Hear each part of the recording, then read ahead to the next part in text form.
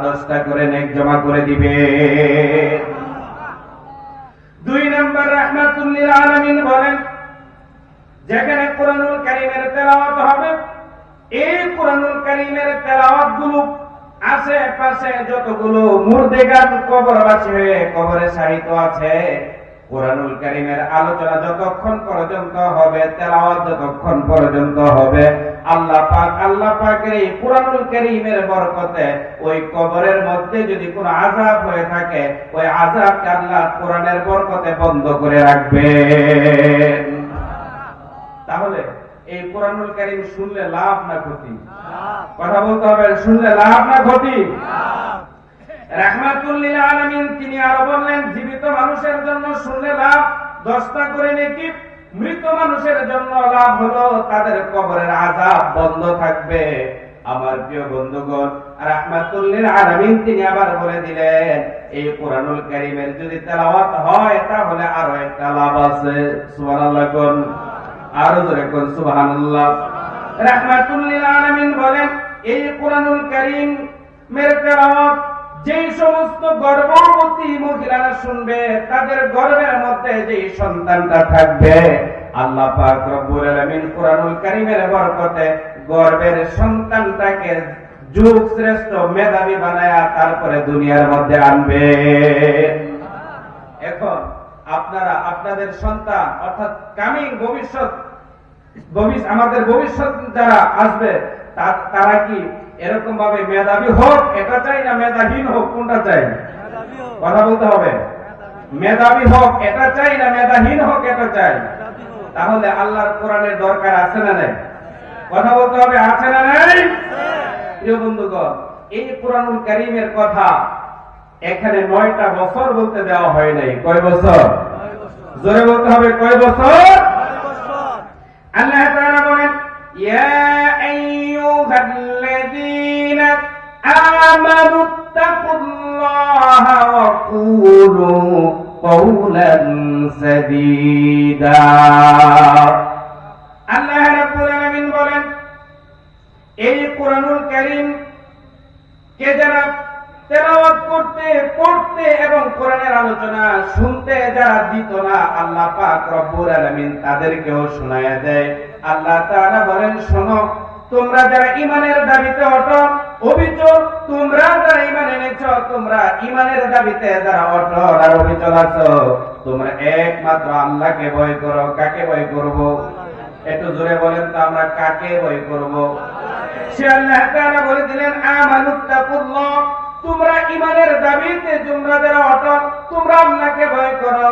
ওয়া কুলু কওলান সাদীদা, আর আল্লাহ পাকের এই কোরআনুল কারীমের মহা সত্য কথাগুলো সুউচ্চ কণ্ঠে মাইকটা নিয়ে অ্যানাউন্স করে মানুষ জমায়েত করে, তারপরে আল্লাহ পাকের এই কোরআনের কথা মানুষের কর্ণকুহরে পৌঁছে দাও।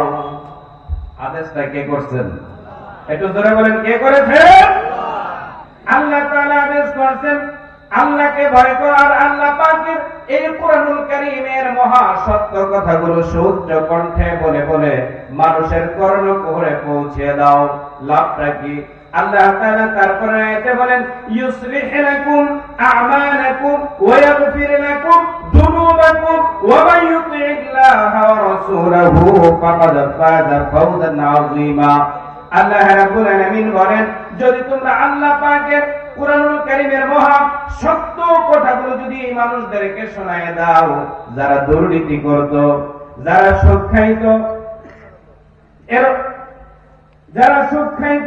যারা গীবত করত, যারা ধর্ষণ করত, যারা দুর্নীতি করত, এক কথায় কোরআনুল কারীমের কথাগুলো যখন তাদের কর্ণকুহরে পৌঁছে যাবে, ইউসলিহ লাকুম, আল্লাহ পাকের এই কোরআন দিয়া তাদেরকে পরিবর্তন করে দিবে।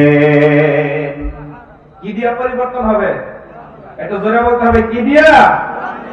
আল্লাহ পাকের এই কোরআন দিয়া যখন পরিবর্তন হয়ে যাবে, আল্লাহ তাআলা বলেন, ওয়া ইয়াগফির লাকুম, যারা আমি আল্লাহ পাকের এই কোরআন দিয়া পরিবর্তন হয়ে যাবে, যারা বেনামাজি ছিল নামাজি হয়ে গেল, যারা সুদখোর ছিল সুদ ছেড়ে দিল, যারা বাম রাজনীতি করত তারা ডান রাজনীতিবিদ হয়ে গেল, এরকম ভাবে যারা পরিবর্তন হয়ে যাবে, আল্লাহ বলেন ওয়াগফির লাকুম, আমি তাদের পিছনের সমস্ত গুনাহগুলো আমি আল্লাহ মাফ করে দিব। বলেন সুবহানাল্লাহ।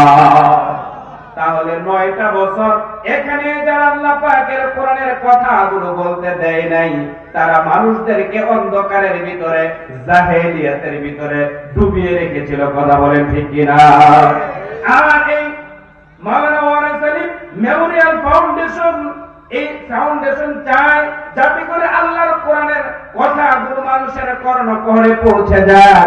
কোরআনুল কারীম দিয়া মানুষের ব্যক্তি, পরিবার, সমাজ, রাষ্ট্র, রাজনীতি, অর্থনীতি, আইন আদালত, কোর্ট কাছারি, ব্যবসা বাণিজ্য, মিল ফ্যাক্টরি, এক কথায় আপনার জীবনের প্রত্যেকটা পড়তে পড়তে মুড়ে মুড়ে যাতে আপনি আল্লাহর কোরআনকে মেনে নিয়ে আপনি আল্লাহর কোরআন দিয়ে সাজাতে পারেন। কথা বলেন ঠিক কিনা?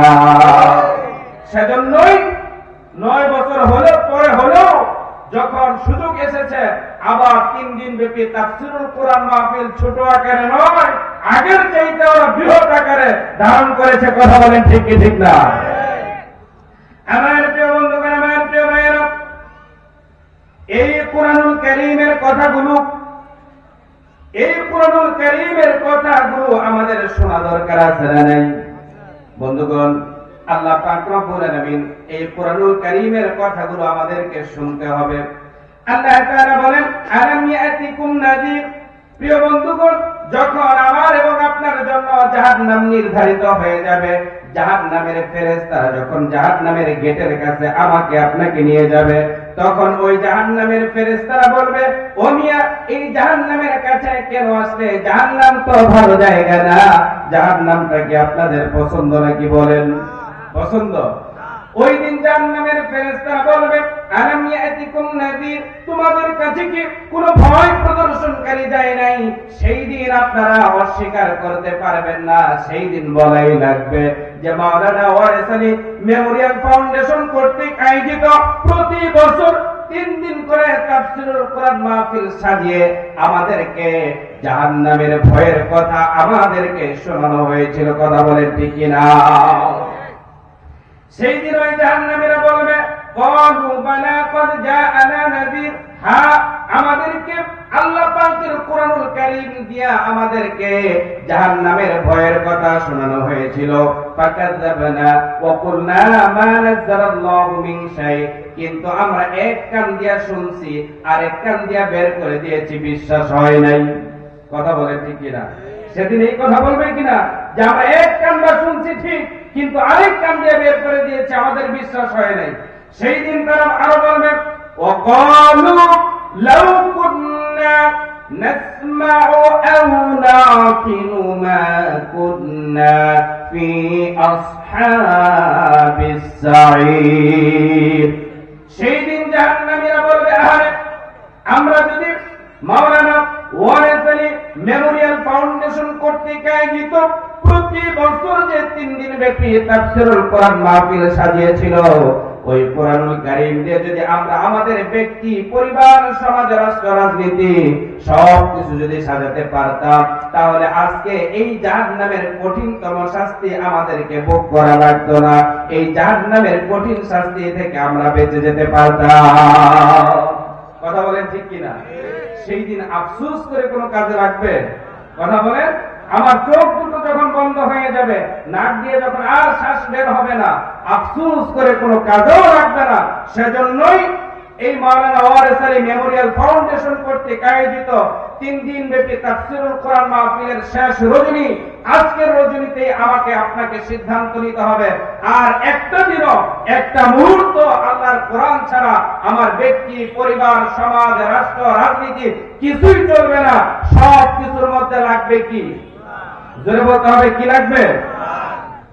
আমার প্রিয় বন্ধুগণ, আমার প্রিয় ভাইয়েরা, অনেকে বলবেন রুহুল আমিন নাই, আপনাকে তো আগে দেখি নাই, নতুন করে দেখলাম মাহফিল শুরু হলো যখন, আপনাকে দেখা শুরু করলাম আমরা তখন।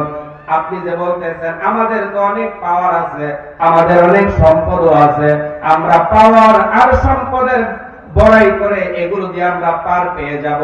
এই দুনিয়ার মধ্যে কত রং তামাশা, কত কিছু করলাম, তারে ধরলাম, তারে মারলাম, তারে ফাঁসাইলাম, আর সেখান থেকে আমরা কত সুন্দরভাবে বেঁচে আসলাম। আমরা সামনেও মনে হয় এরকম ভাবে বেঁচে যেতে পারবো। জোরে বলেন পারবো।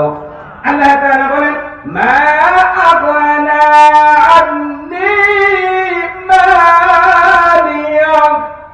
আল্লাহ রাব্বুল আলামিন বলেন আমার আপনার যত ধন আর সম্পদই থাকুক না কেন, ওই ধন আর সম্পদ দিয়ে আমি আপনি বাঁচতে পারবো না। কি বলেন? বাঁচতে পারবো। মা আগনা আন্নী মালিয়া, আমার আপনার ধন সম্পদ এগুলো কোনো কাজে লাগবে না। এই পৃথিবীর মধ্যে সবচেয়ে বেশি সম্পদ ছিল যার, কারণ নাম হলো তার কি নাম?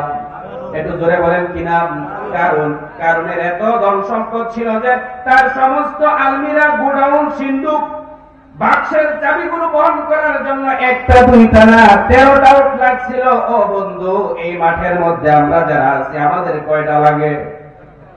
একটা কি লাগে সবার মিল্লা? একটা ছাগলের বাচ্চা